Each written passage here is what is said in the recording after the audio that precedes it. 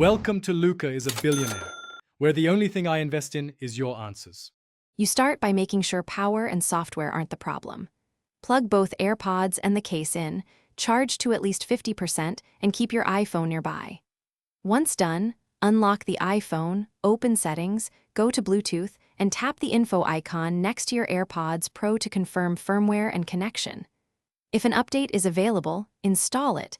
This often resolves noise cancellation bugs. Make sure Bluetooth is on, and your device is the active audio source before moving forward. You now address physical and configuration causes. First, remove visible debris from the speaker mesh and microphone ports using a soft brush or dry cotton swab. Clogged meshes kill ANC performance. Once clean, perform the ear tip fit test and swap tips until you get a snug seal. ANC depends on a tight fit. Next, cycle noise control modes.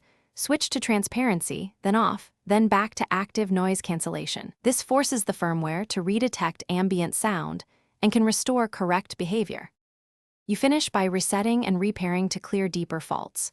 Put AirPods in the case, close the lid for 30 seconds, then open and hold the setup button for 15 to 30 seconds until the light flashes amber and then white. That resets them. Then forget the AirPods in Bluetooth settings on your iPhone and repair. Test ANC in both quiet and noisy places to confirm improvement. If problems persist after a phone restart, contact Apple support. Hardware issues like a failed microphone module may be the cause. Thanks for watching and please subscribe. It's the best investment you'll ever make.